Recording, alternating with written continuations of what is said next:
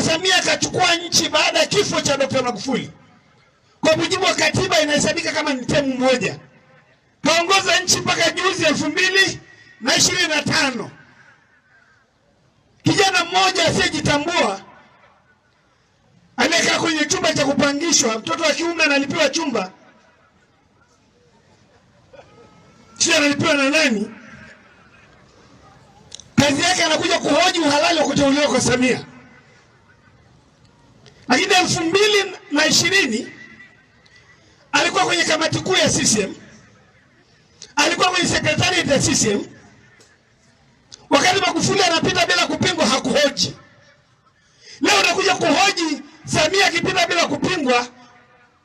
Kama alikuwa mwanaume si angekuwahi kujaza fomu? Na nani angempa urais wa nchi?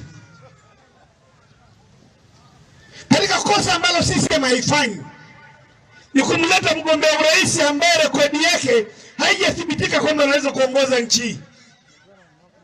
Ningekuwa na muda ningewaeleza. Nimeshiriki uchaguzi wa 95 wakati wa Mkapa, nimeshiriki uchaguzi wa Dr. Kikwete, nimeshiriki uchaguzi wa Dr. Magufuli.